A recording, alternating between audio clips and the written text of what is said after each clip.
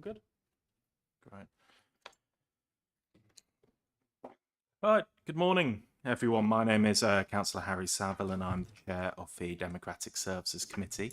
As always, can I welcome everyone to the meeting, which is one of our multi-location meetings. As usual, the meeting will be live streamed and recorded and will be available for viewing afterwards.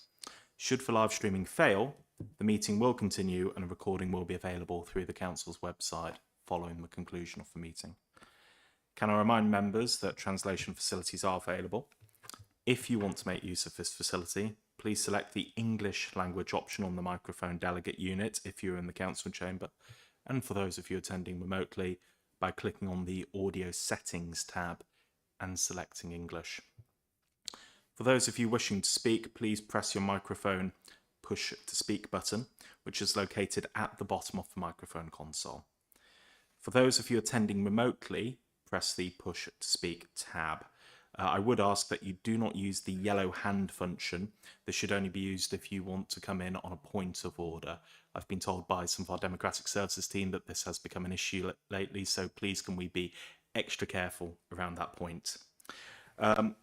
Also, can I ask that committee members put their mics on first, and once all committee members have had the opportunity to speak, then non-committee members will be asked to put their microphones on.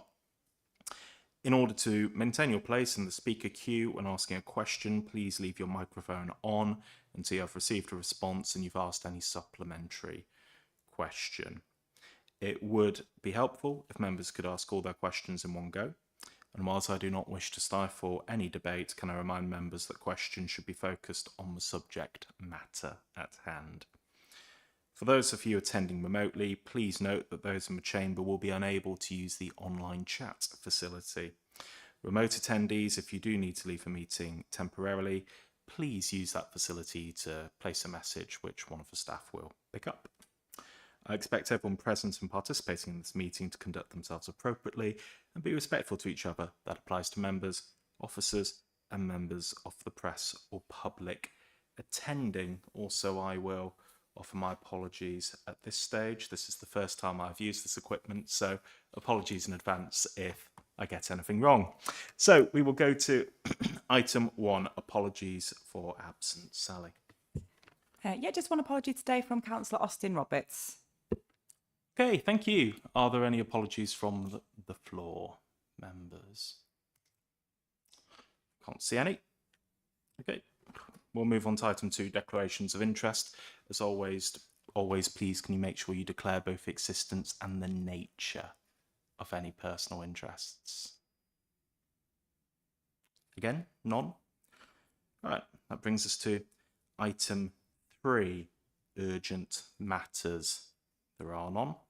So this brings us to item 4, the minutes from our previous meetings. This was held on Friday, the 9th of May, at 10. I trust that members have had an opportunity to review the minutes. So does anyone have any questions? I'll go to Councillor Gwennol Ellis. Gwennol. Hoffwn i gynnig bod ni'n derbyn cofnodion o'r cyfarfod dwytha. Diolch yn fawr. Yn cymeradwyo. Gwennol, thank you for that. I'm happy to second that proposal. So can we take this for our show of hands? Yeah, can we have a show of hands, all those happy that we accept those minutes? Okay. Is anyone against? And any abstentions? That's one abstention from Councillor Chris Cater as he wasn't present. So those are carried. Thank you. I will just, before we move on, go to Councillor Dilwyn Roberts. Dilwyn?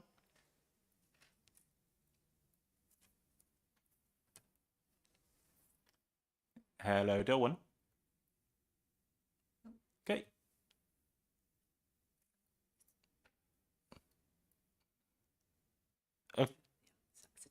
Okay, we'll move on in that case. Right, so this brings us to item 5.1. So this is a review of a member's self-regulatory protocol. So we have Matt George, who our monitoring officer, with us today, who will take us through the report, and we'll go from there. So I'll hand over to Matt.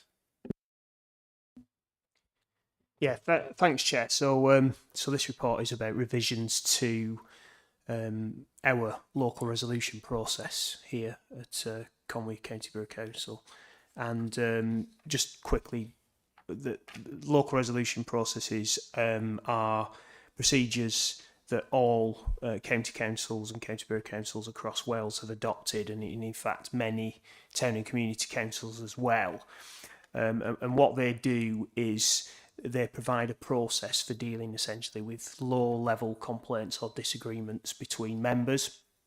They don't actually have a statutory basis. The Public Services Ombudsman for Wales, though, is considers that they're a very good idea, as the purpose really is to help to nip issues in the bud. So essentially, they don't escalate, and they ensure that members are therefore able to continue to work effectively together on council-related matters. It's right to say, though, that they're not, of course, appropriate for dealing with more serious misconduct, and that those are matters that the Ombudsman has a statutory role to deal with, but they are very helpful in terms of low-level issues. So earlier in the year, the Ombudsman had received some legal advice really about the status of local resolution processes, and had asked some specific questions about the processes and the procedures, and that culminated really in a discussion at the National Monitoring Officers Group on the issue.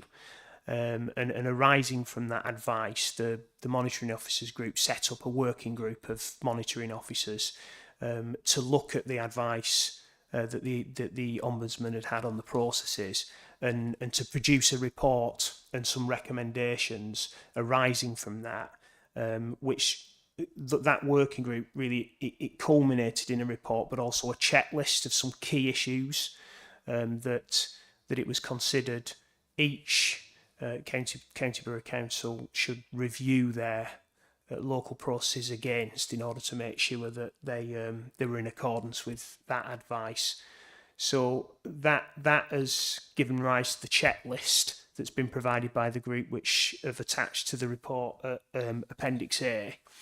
And in addition to that, the Ombudsman has written to all the chairs of standards committees to specifically endorse the work of the working group, including that checklist that's been provided.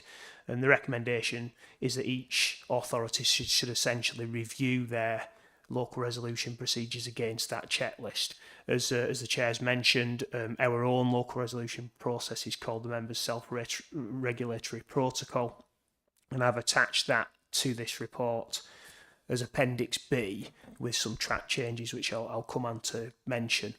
There's a table set out at paragraph 3.3 of the report, and what that does is it takes each of the 11 broad recommendations that have been put forward by the Monitoring Officers Working Group. It sets each of those out, and then there's some commentary on how each of those issues accords with our own local resolution process.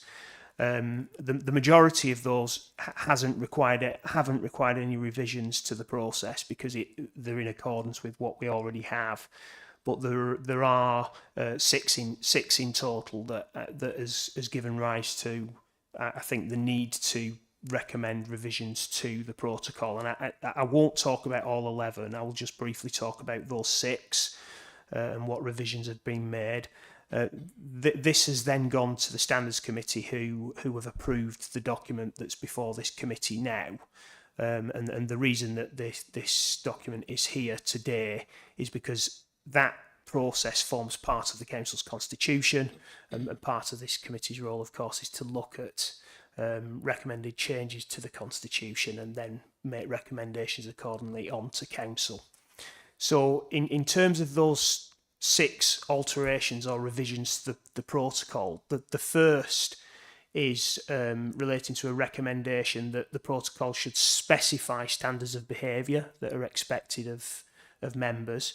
The working group have produced a list, and that's been included, and that list has been produced because all of the local resolution processes were looked at and reviewed, and there were, I think, 8 in total that specifically had lists. So an aggregate list has been drawn from those 8 councils, and that's resulted in the proposed list of behaviours, and it's shown in track changes as a new paragraph 2 at the bottom of page 25 through to page 26 of the agenda pack. So that's the first proposed revision.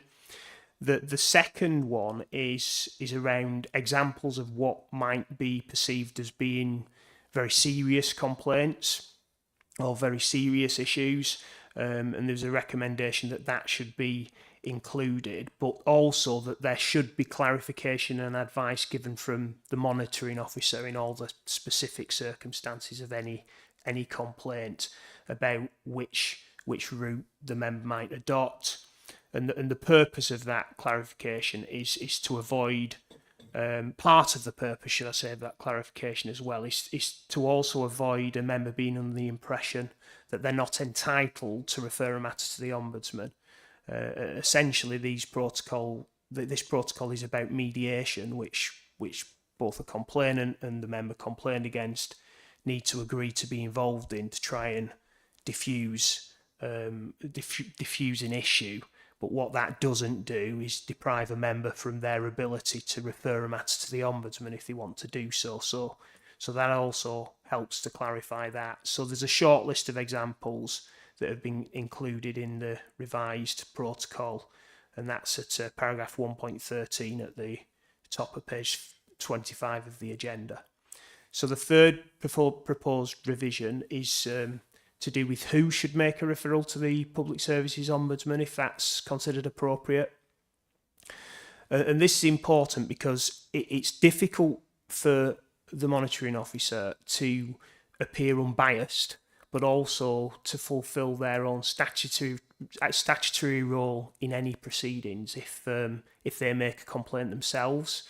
So just to explain that, if a complaint's made to the Ombudsman and they decide to investigate it, and they decide that there is in fact a breach, then they may refer that back to the Standards Committee, and in that context I would have a role essentially in clerking the Standards Committee hearing if it's referred to the adjudication panel for Wales. I also would have a statutory role as being present at those hearings as well, so it avoids that potential conflict there. It's not explicitly stated in the protocol, but that is in the Ombudsman's guidance already. So there's a statement that's been included in the revised protocol, and that's at paragraph 7, page 28 of the agenda pack. So the fourth revision is just making it clear that a complainant and the member who brings a complaint have to agree to use of the protocol. That's not explicitly stated in our procedure currently, and it's important for the reasons that I've given, that essentially this is a form of mediation, and in any form of mediation both parties need to be willing parties to that mediation. The fifth revision relates back to something that I mentioned before, which is the protocol can't exclude a statutory right for a complaint to complain to the Ombudsman at any time that they want to. And there isn't a statement within the current protocol that specifically says that even if the protocol has been engaged, a member can still choose at any time to complain to the Ombudsman. So that's been added to make that absolutely clear.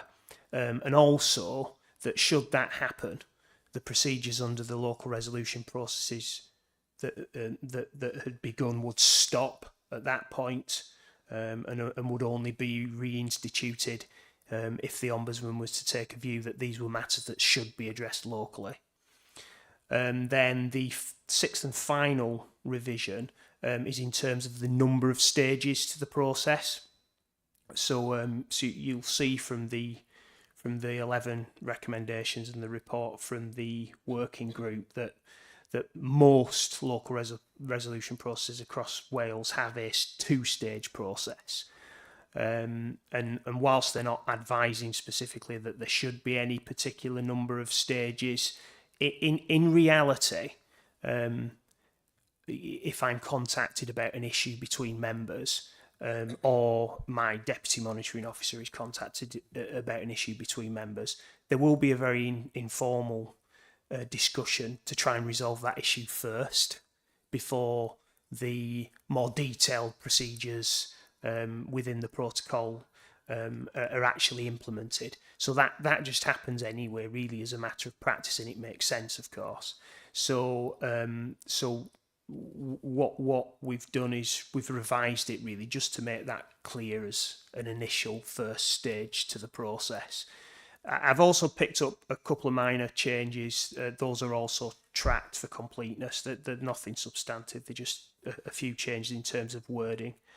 I've already explained that in terms of process, the Standards Committee are recommending that these revisions are made, and it's then for this committee to look at those and consider whether or not they want to make a recommendation to council that they are adopted as part of the constitution. Hence the recommendation is that the changes to the members' self-regulatory protocol shown as track changes in Appendix B are recommended to council for approval. Okay, Matt, thank you for that. So, members, I think that's all very clear. The decision we're looking for is to recommend the draft local resolution procedure to council for approval. So I'll go to Councillor Sue Shotter first. Sue. Thank you very much, Chair. Good morning. I think this is a really good way forward. It's really putting things down so people know exactly where they stand, and it means that everything hopefully can be smoothed out, member to member. My concern is with mediation, will it mean that one of your team, Matt, will be in there and just helping along? And will they be experienced with mediation? Because it really is an art, actually, how to mediate. And my final question is, do the Standards Committee get involved straight away, or will it be just on the second stage? Diolch yn fawr. Matt, do you want to pick both of those up? Yeah, just in terms of mediation, it would essentially be myself as monitoring officer, or in fact my deputy monitoring officer, and both of us, of course, have a relative amount of experience in those kind of processes for obvious reasons. In terms of involvement of the Standards Committee, I talked about a first stage, which is, I mean, it is all an informal process, as you can see by the protocol, all of it, even at the point where a single independent member of the Standards Committee might be asked to be involved. But that would come later down the line if the more informal discussions don't lead to an agreed resolution between the member and the member who's complained. Sorry, Chair. Can I recommend the recommendation then, please, on page 9, 2.1? Diolch yn fawr. Am I on? I am on. Fantastic. Right. So, members, we have a proposal, which is the recommendation included within your agenda, which is that the changes to the local resolution procedure are recommended to council for approval. So we will hold that there for the time being. I will go to Councillor David Carr, who's online. David. Yeah, thank you, Chair. Just some on page 31, things that members must do. And one of them is members must not accuse or imply officers are acting from political motives. I have a bit of concerns about that, because it does actually sort of give a blank check to people to actually to do that, you know, and we're not allowed to call it out. So, well, I'm not really happy about that. Maybe it could be amended to be not accuse or imply that officers are acting from political motives unless there's reasonable grounds. So, you know, a slight adjustment to that. We've also got the not to make malicious allegations. So certainly we don't want anybody making malicious allegations, but there have been cases where officers, I know Sinead Cook from the Ombudsman's office, who was a senior officer in the Ombudsman's office, did go online and make political comments, and you know, so it does happen. So nobody's wanting, I must emphasise, nobody's wanting not to allow malicious allegations, and that's already covered. But we can't just give a blanket not accuse or imply that officers are acting from political motives, because if that does happen, then a member would not be able to call it out.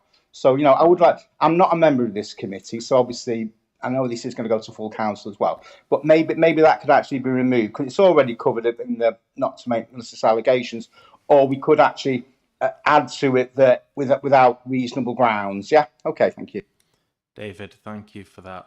I think my understanding is that any allegations around staff behaving improperly would be treated through the council's normal professional procedures for misconduct on the part of staff, and I don't think that anything within a non-statutory protocol would override that or prevent that from being followed. I will check for monitoring officer if he has anything to add to that, but he's just nodded.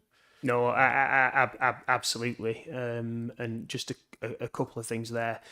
This is about a member just not making unsubstantiated allegations directly to an officer, really. And as I've already explained, this is a list that's been drawn up, taken from a number of other councils' list of expected behaviours that's been approved by the Ombudsman as being appropriate.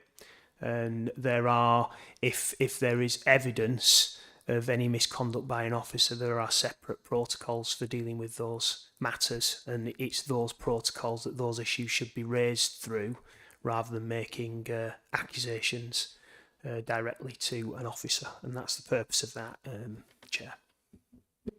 Yes, thank you, Matt. So I think just to summarise, those matters are serious. They should be reported through the normal procedure, which would allow disciplinary action to be taken by the member of staff. David, is that helpful? Does that offer some comfort? Yeah, I'm happy with the answer that was given. Thank you. Fantastic. Excellent. Okay, so I'm afraid my console has done something a little bit unexpected, but on my list I was expecting Councillor Chris Hughes first and then Councillor Cheryl Carlisle. So I will invite Chris to come in first. Thanks, yeah. I think you've covered what I was going to say, but under no circumstances should we ever be making public statements about officers. If there is a feeling amongst people that, or individuals, that a breach of rules has taken place, then clearly that complaint should be made either to through the HR, the monitoring officer, or the line management. But at no stage should we prejudice that member's right to a fair hearing, which raising it in the public forum would. And in fact, I would suggest that a member just calling out a officer online would in itself be a breach of the member officer protocol. Chris, thank you. I don't know if there's anything we want to add there. So thank you for that point. We'll go to Councillor Cheryl Carlisle online. Cheryl. Diolch, Chair. Thank you for letting me speak, as I'm not on this committee. Just a quick question for Matt, really.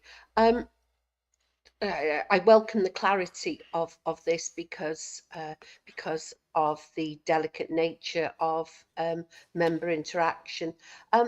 Question, please. Does breaching confidentiality in a meeting not automatically go to the Ombudsman? Matt.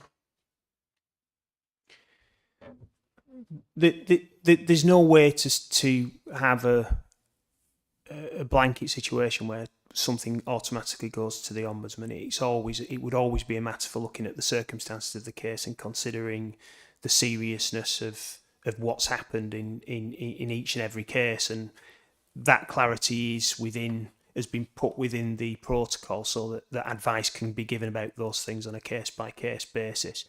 I think if you're looking at just as an example, if you are looking at a purposeful breach of confidentiality, then that's very serious, of course, depending on the sensitivity of the information. But each case would have to be looked at on its own circumstances and advice given, I think, on a case by case basis. Thank you very much, Matt. Yes, I mean, breaching confidentiality in a meeting is an extremely serious matter. So as you say, it will be case by case. Okay, well, thank you for that guidance. Diolch. Okay, Cheryl, all good? Yep. Fantastic. Okay, right. Well, I can't see that anyone else would like to come in or say anything more. So we have a proposal from Councillor Sue Shotter, which is the recommendation in the report, which is that the changes to the members' self-regulatory protocol shown as track changes in the report are recommended to Council for approval. Just before we go any further, and just in the chamber, Councillor Sharon Dolman has caught my attention to say she's happy to second that proposal. So in that case, we'll go to a vote. If we can open the voting, please.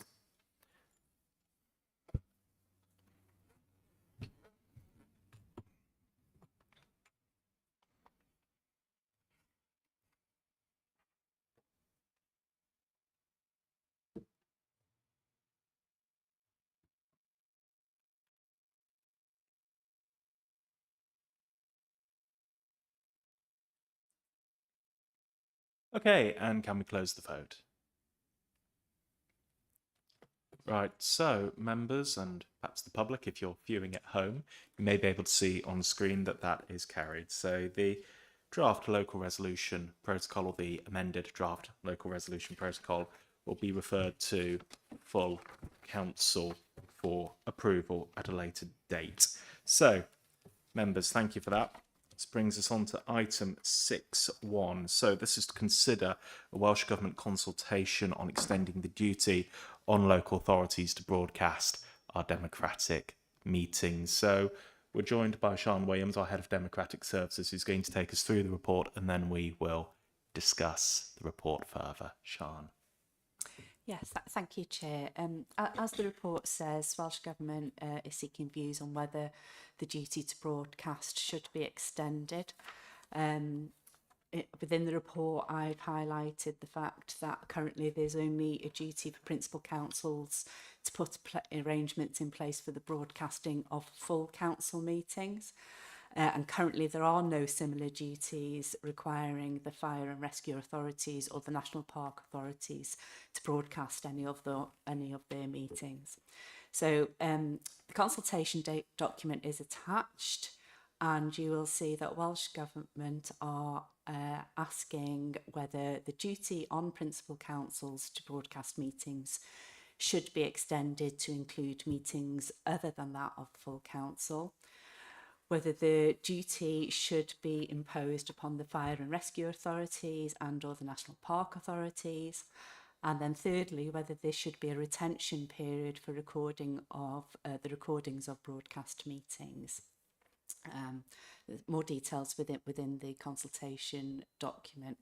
I have outlined within the report, I thought it would be useful for members to note that Conway County Borough Council does go beyond the mandatory requirement, and we do aim to broadcast live meetings of all our statutory committees that are open to the public. So that basically covers all the ones being put forward as part of the consultation process. And we have adopted a multi-location meeting policy, and within that policy it does recognise, and I think it is important to recognise, that occasionally technology does fail, and if it does, it absolutely has the legislation has to allow the meeting to go ahead, whether it's being live streamed or not.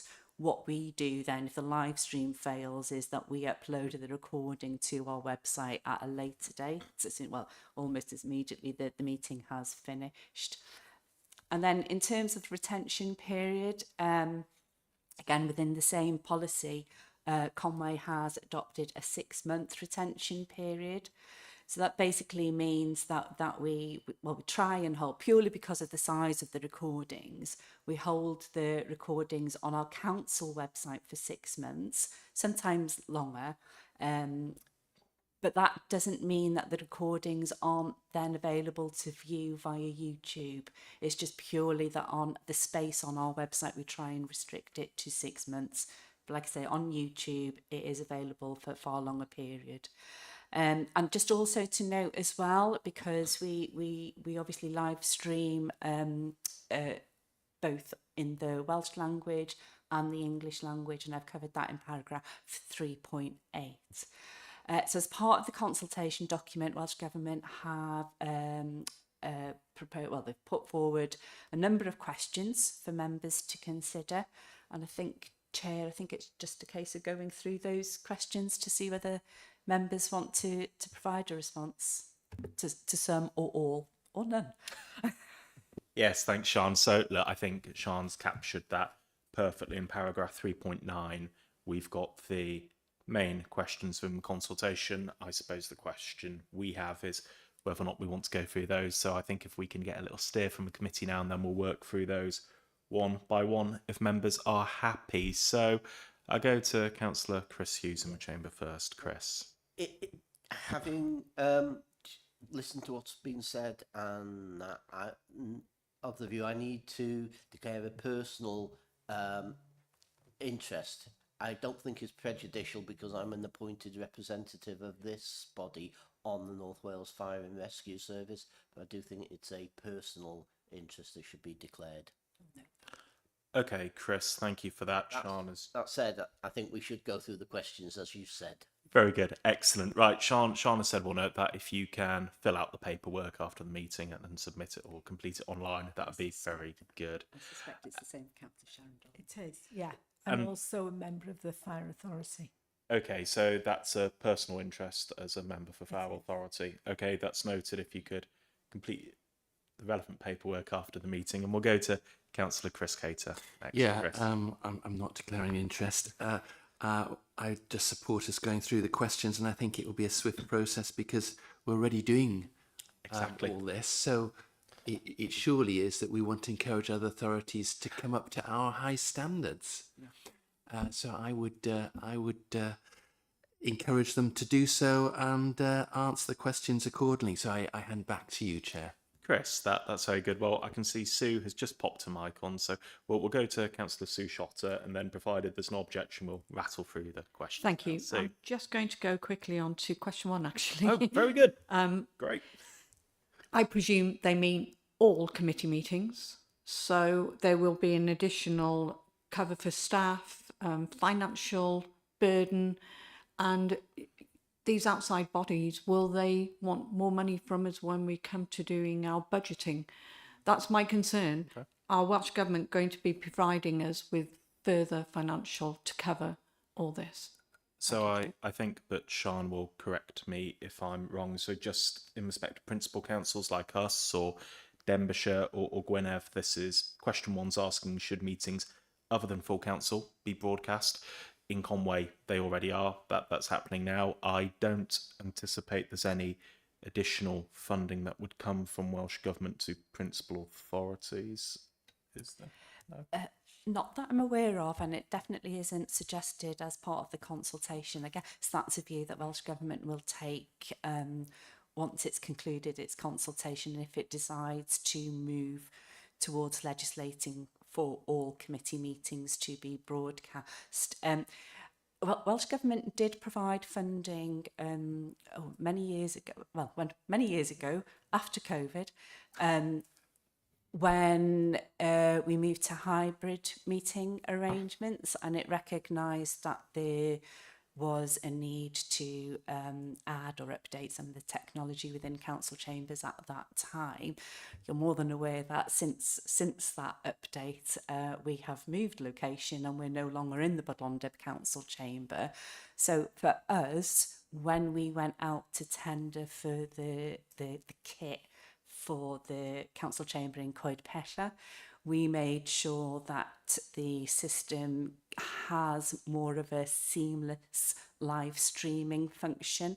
So you will see, well, at the moment you will see 2 members of staff in the streaming room, but that's because we are training a new member of staff.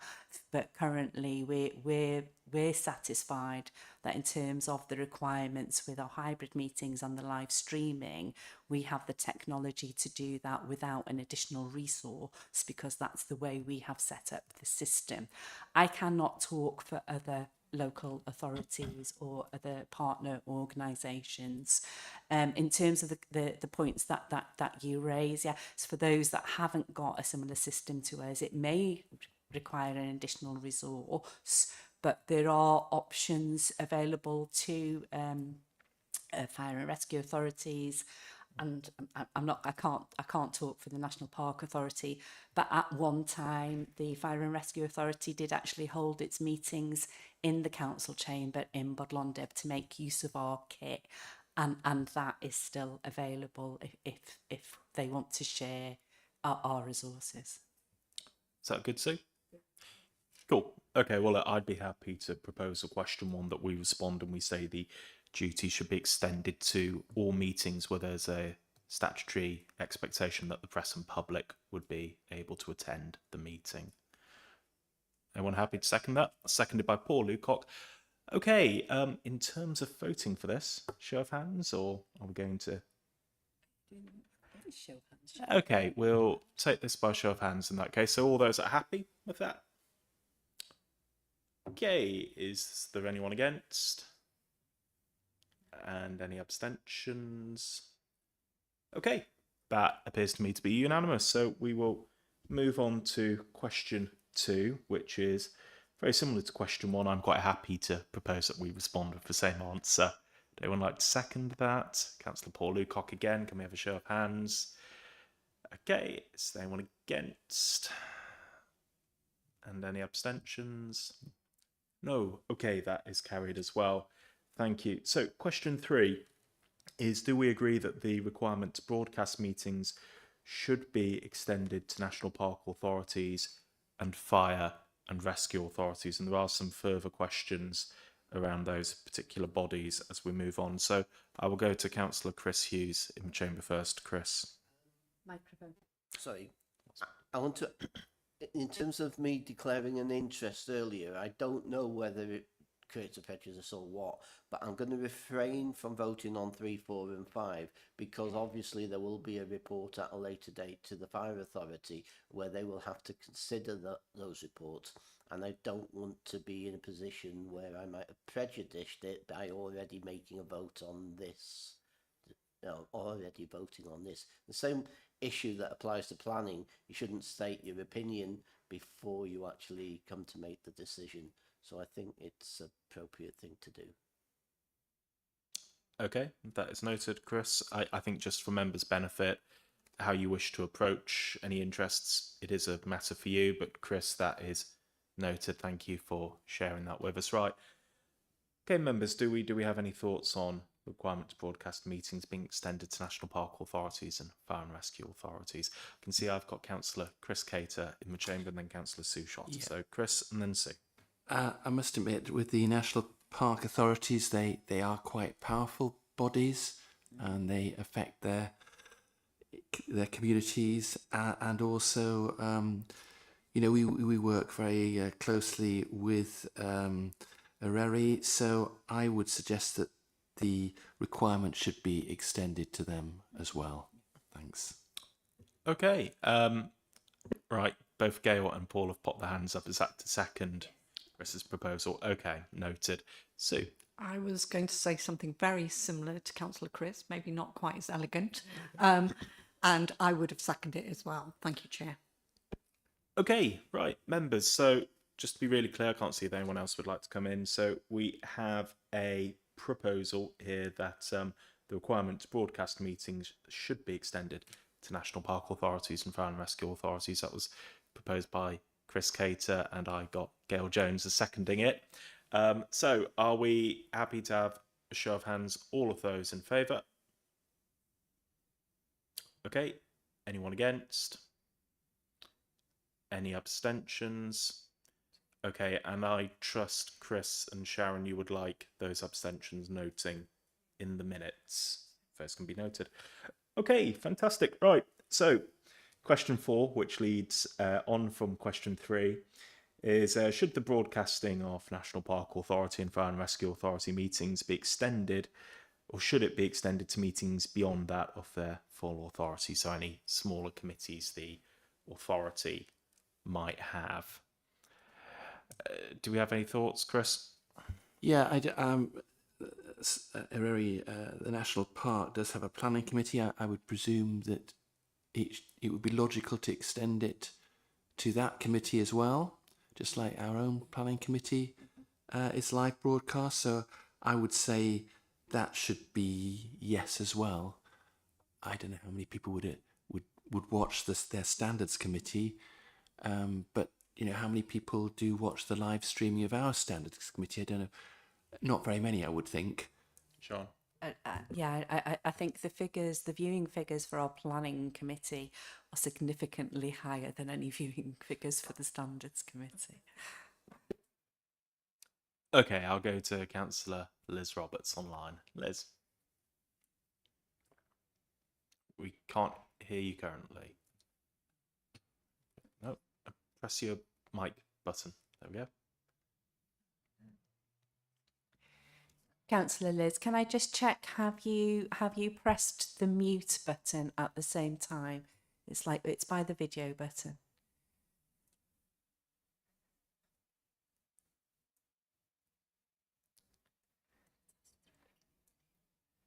No, I'm sorry, Councillor Liz, we can't hear you. There's a mute button by the microphone button.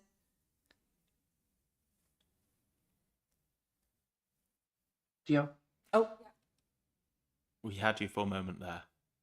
Can you hear me now? Yes, go on. I've done nothing different, so I don't understand why this keeps happening. But anyway, having been a past member of both National Park, I'm sat on planning and standards committee there. I would like to extend that they do likewise as we do. I think it would be good practice. Thank you. Okay, Liz, thank you for that. Right, have we got anyone else that would like to come in? Okay, so look, in terms of a proposal, do we want to highlight just the National Park Authority's Planning and Standards Committee, or do we want to say the duty should be extended to all additional meetings from both authorities? Have we got any thoughts on that, members? Okay, well, look, perhaps I'm happy to propose that we recommend that the duty should extend to planning and standards committee meetings of national park authorities, but we're very clear in our response that we aren't expressing an opinion on any other committee meetings of any other authorities. Just to be clear that we're not suggesting it doesn't apply, to be clear that we are not expressing an opinion. So would anyone like to second that? Okay, so that's been seconded by Councillor Sue Shotter. So are we all happy with what we're about to vote on? Yep. Okay, can we have a show of hands, all those in favour? Anyone against? And any abstentions? Fantastic, thank you. And both Councillor Chris Hughes' and Sharon Dolman's abstentions will be noted. Right, so this brings us on to question 5. In relation to Principal Councils, National Park Authorities and Fire and Rescue Authorities, do you agree that recordings of meetings required to be broadcast should be retained? I would have thought the simple answer to this is they do need to be retained for a period of time. Otherwise, how can anyone go back and watch them at a later date, even if it's later in the same day? So I'm happy to propose that we recommend yes. Would anyone like to second that? Okay, I can see that Councillor Sue Shotter, she was in my line of sight to pop her hand up first, but before we go to a vote, I can see Councillor Chris Brockley online has popped his virtual hand up, so we'll go to Chris. Chris. Thank you, Chair. As far as retention online goes, a lot of these meeting platforms now have automatic transcription. So, you know, there's nothing to stop a transcript being retained, which would save server space and other bits and pieces. And it's a lot easier, well, for me anyway, it's a lot easier to find a relevant bit on a written transcript than having to go through a YouTube video, which all the youths seem to enjoy these days, but I don't have the time to go through a 30-second explanation in a 5-minute video, but I digress slightly. So I'd like to see some exploration or some thought given to transcription rather than the actual retention of the physical media, or something side by side. But yeah, that's just my tuppence worth on this particular agenda item. Thank you very much, Chair.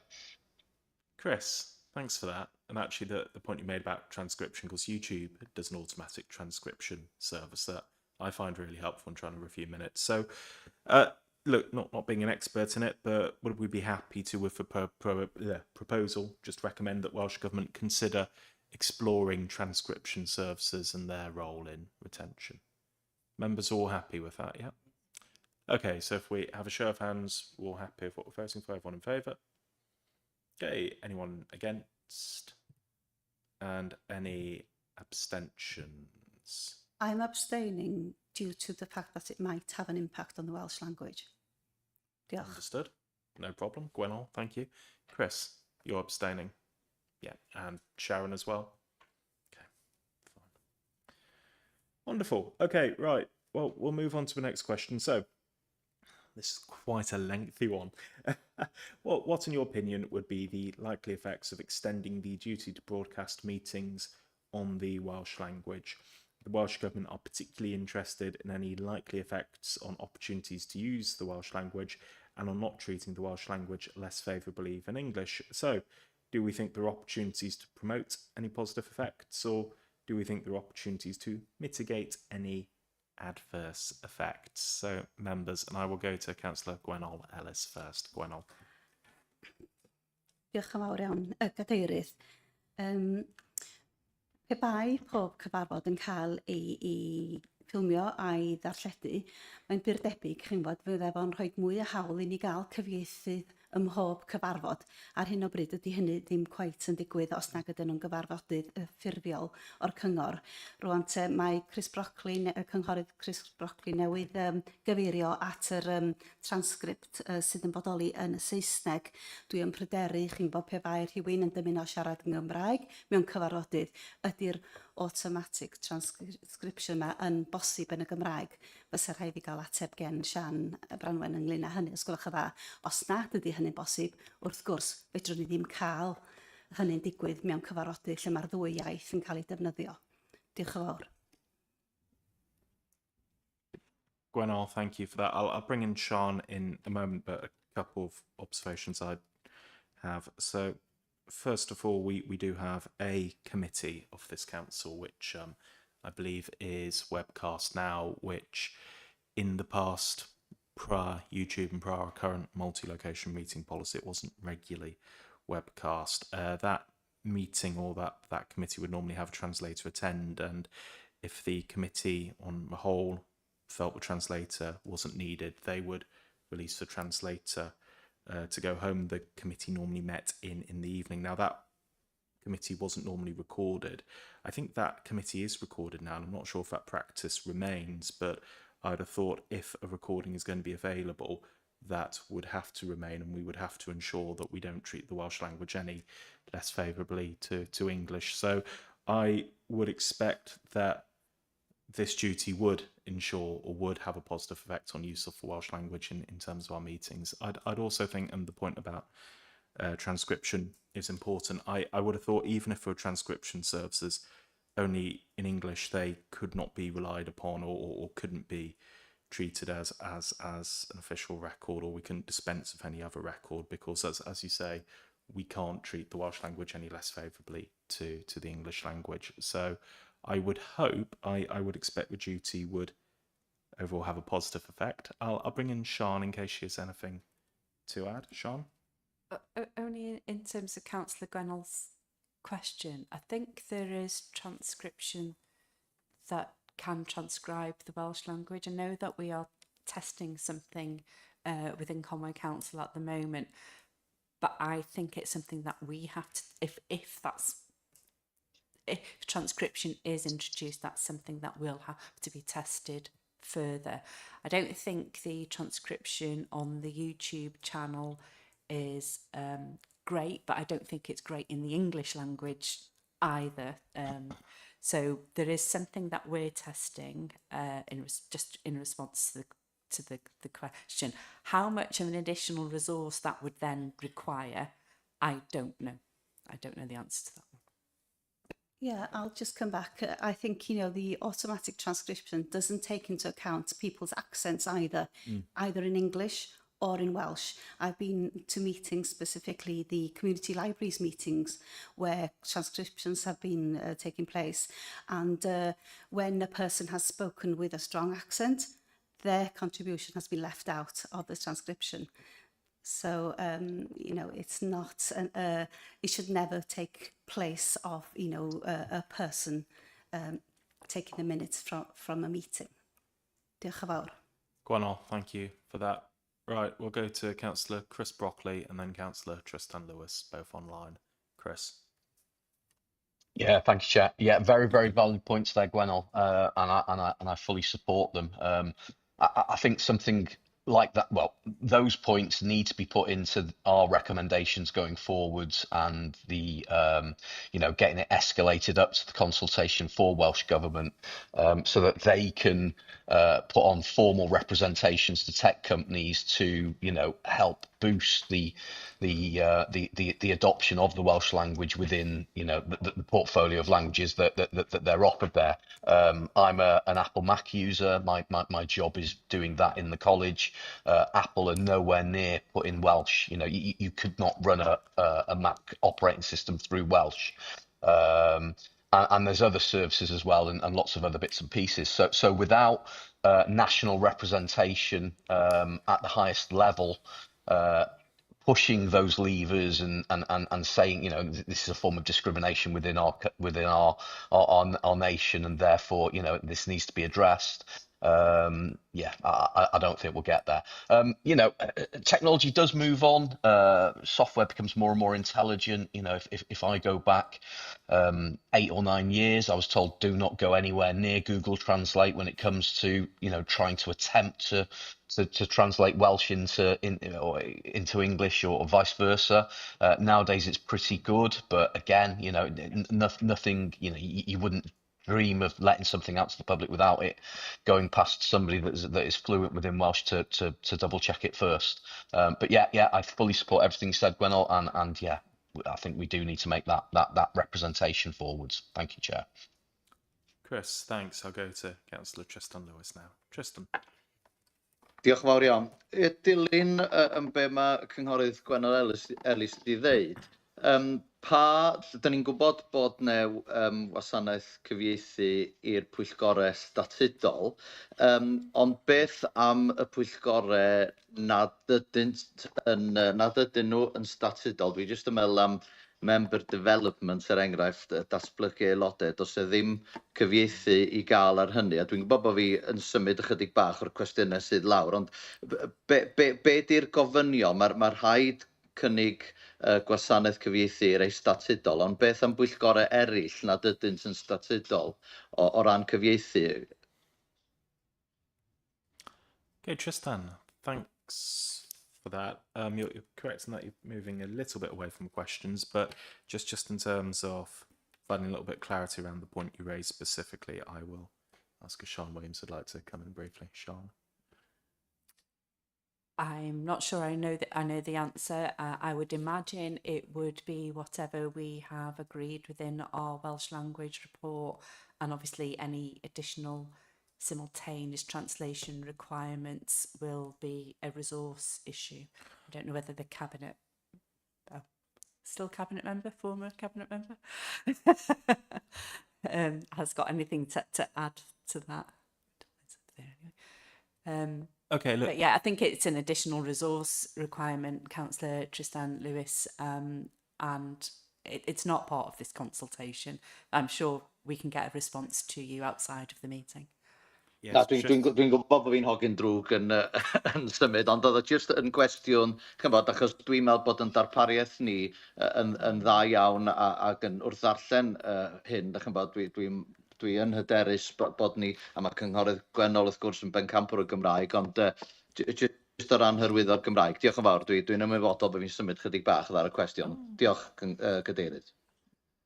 No, Tristan.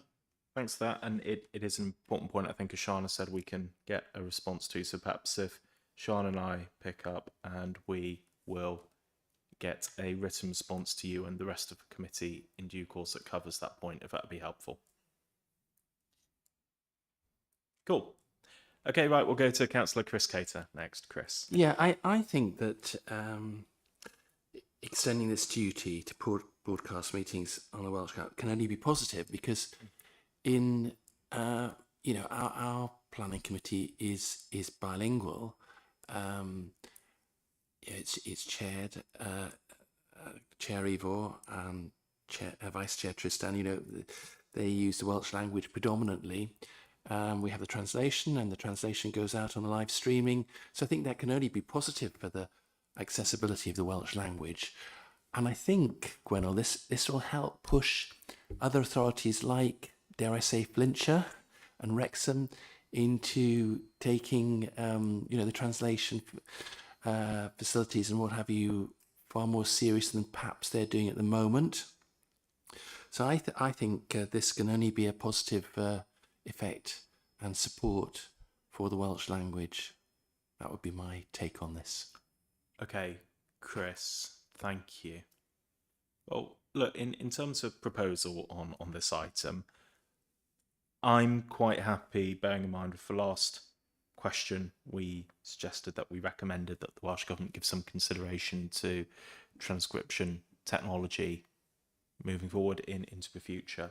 I think what we could do is we could certainly raise that in our response to this question, and we say that it's important that any consideration to transcription technology in the future should be considered in the context of both English and Welsh provision. I think that would be relevant under the, do you think there are any opportunities to mitigate any adverse effects? Because I think there is a risk, statutory provisions aside, that we get too excited about transcription and we go down an English only route. So I'm quite happy to propose that we respond to this, that we think consideration must be given to the Welsh language in any exploration of transcription technologies in the future. Would anyone like to second that? Gwenol? Hapus I eilio, diolch yn fawr. Diolch. Right.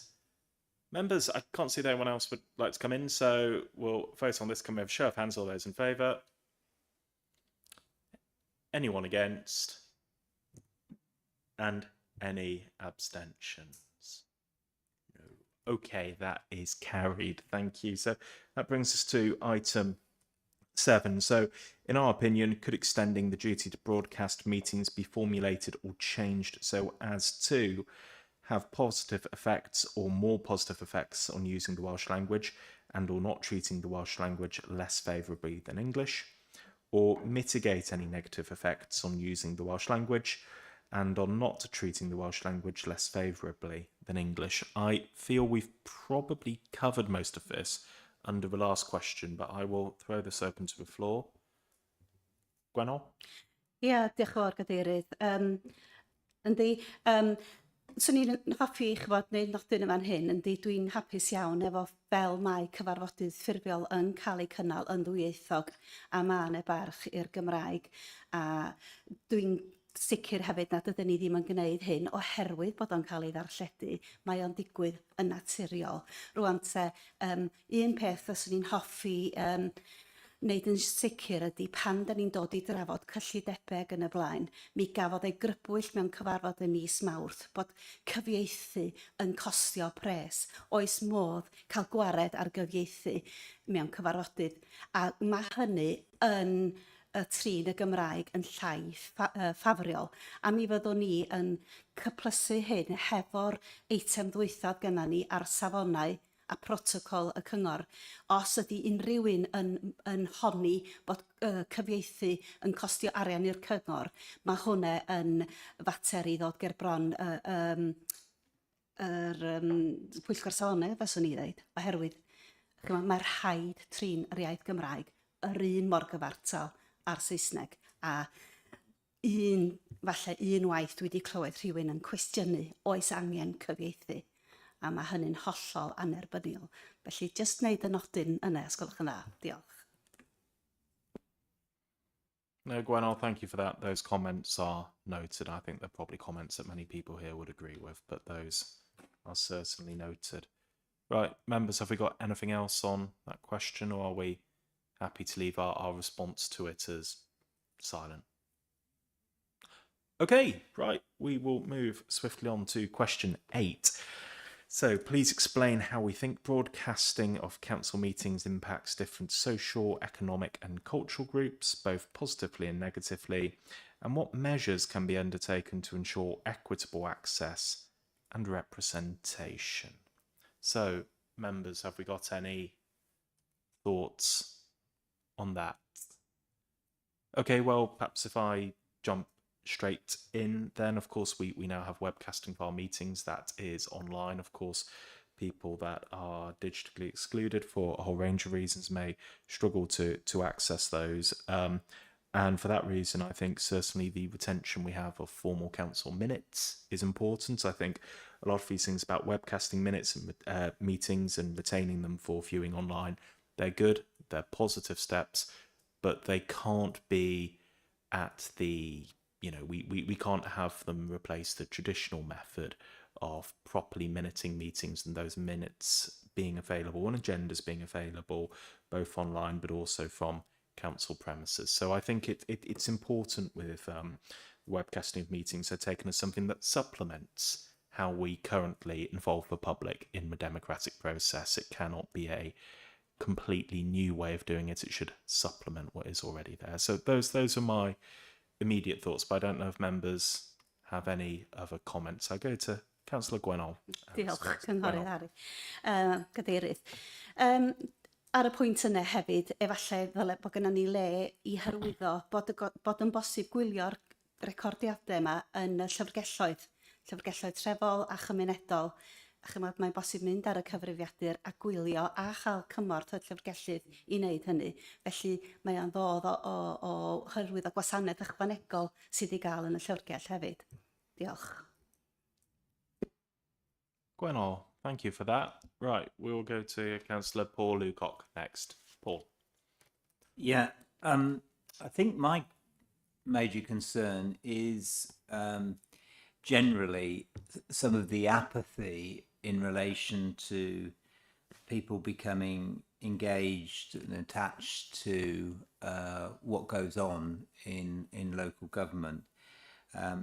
Now, often there is a lot of activity on social media, but when it actually comes to voting, there's a great deal of apathy. I mean, as we know, we've got Senate elections next year, and the best we've ever done is get 46% of the electorate to vote in a Senate election. So I would say to Welsh Government, I think they need to do some further research and investigation into this issue, because I don't have the knowledge to know how we get that greater engagement, and whether broadcasting is part of that or whether other activities are important. But it does worry me greatly, that level of apathy. I mean, we hear a lot of noise, but then when it comes to the crunch, people don't go and vote, and that engagement doesn't appear very profound. So my suggestion would be to Welsh Government to do some further research and investigation into this area. Okay, Paul, thank you. Anyone else that would like to come in on this particular question? No. Okay.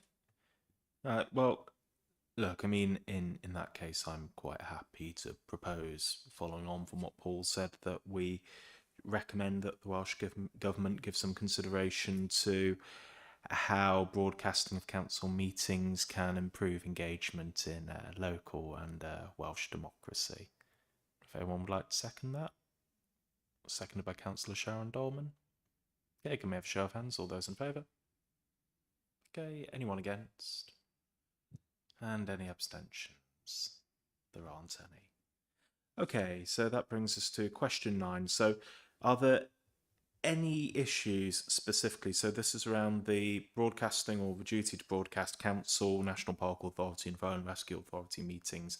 Are there any related issues around those points that we haven't covered already that we feel we should feed back to the Welsh Government? I thought that there was an important one around transcription services and the Welsh language. I think we have covered that in question 6, so I don't think we need to cover it here in question 9. I think that does fit happily under that point, but is there anything else we want to touch on, members?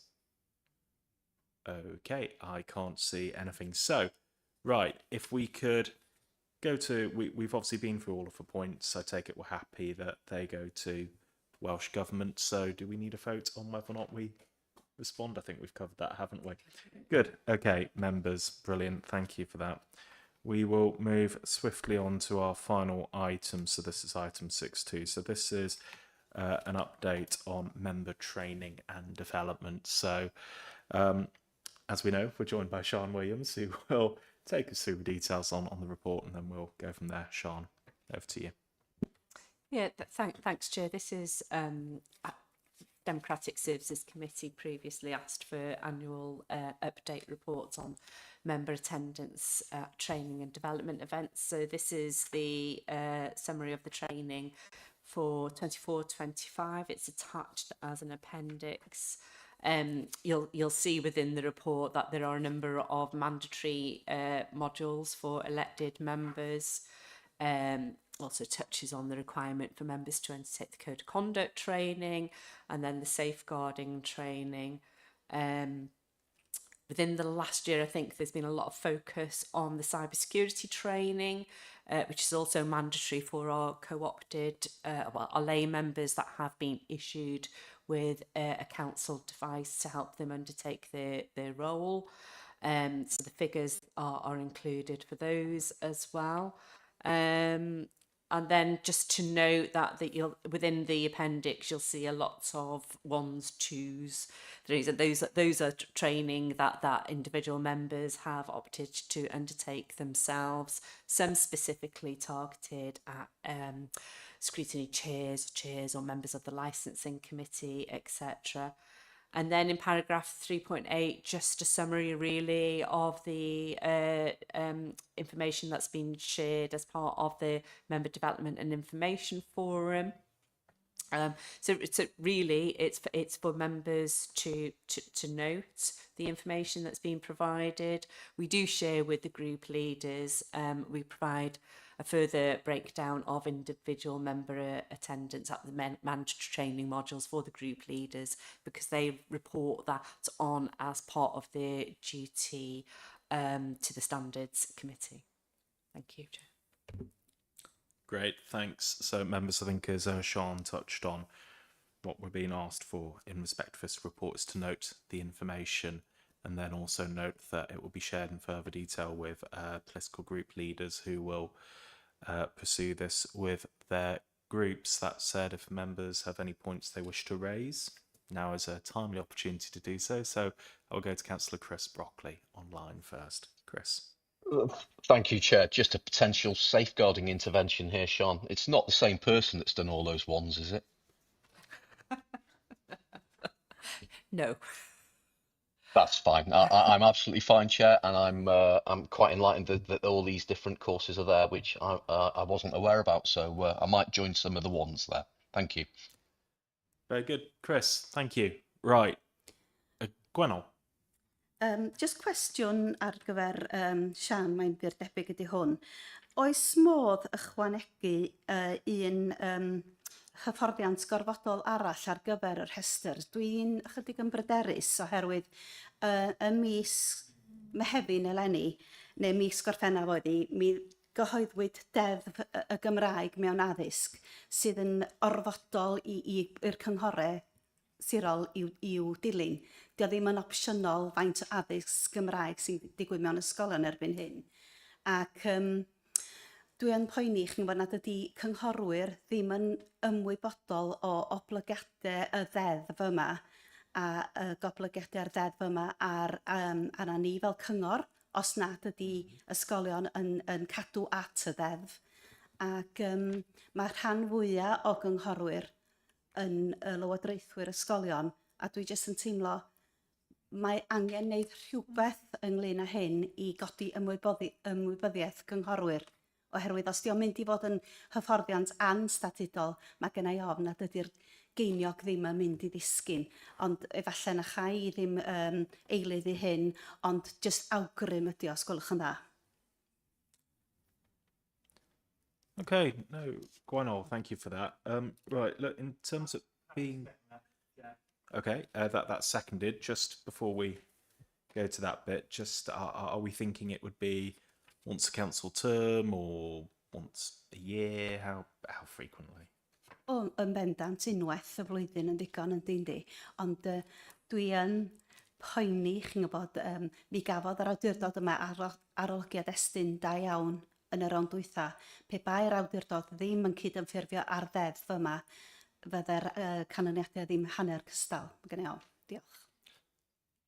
Okay, and just a second point there, because I'm aware a lot of our training takes the form of pre-set modules. Would we be thinking about something like that, or could it be something such as we have perhaps the head of education or strategic director for social care and education come and talk to members to explain the requirements of the Act and how it's important? Mae ganddo ni yn y cyngor swyddog yr iaith Cymraeg fyddai medru gwneud hyn, a mi fyddwn ni fel cefnogwr Gymraeg yn fodlon cyfrannu hefyd, ond mae'n ddigon o bobl fyddai medru rhoi yr hyfforddiant yna.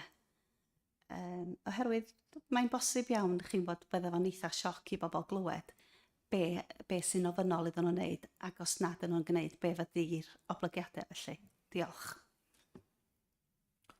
Okay, Gwenol, thank you for that. I will go to Sian Williams now. Is there an issue if we wanted to include that? I was just wondering whether it could be worded that we investigate it further, because I think it would, we definitely need to understand the resource implications. I appreciate what Councillor Gwenol is saying, that it could be delivered, but I don't know enough about it, Gwenol, so I think if it could be a proposal around investigating it further and we take it forward.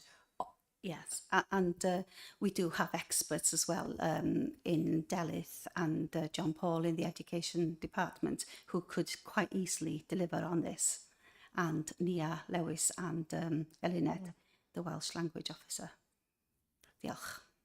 So Gwenol, you're happy with... Yn dwi'n hapus, ond mi fyddai'n dal i bwyso o'n I bai bod o'n digwydd felly. Oh, diolch. Good. Diolch yn fawr. Paul, are you happy as well? Yes. Could I just have a quick word on it? Yeah, go. Yeah, I'm a governor of 2 schools, and the expectation on me as a governor is to challenge, question the head teacher and fellow governors on a whole series of things during our governors' meetings. And certainly on this issue, my capacity to do that would be very limited indeed. So if I undertook some further learning, then I could at least have a bash at asking those questions and offering that challenge. So that's why I would argue it would be beneficial. Okay, Paul, thank you for that. Right, so I can't see that anyone else would like to come in. So now's an opportunity to chat out if I've got this wrong. So essentially where we are as a proposal is that the committee notes the information relating to training and development. The information be shared with group leaders with a further breakdown of individual member attendance on the mandatory training modules, and that Democratic Services investigate mandatory training on the use of Welsh language in education. And then of course it's a given that we'll come back to this committee in due course, and that's proposed by Councillor Gwenol Ellis and seconded by Councillor Paul Lucock. We all good with that? Right, okay, in that case, if we can open the vote, please, Erwin.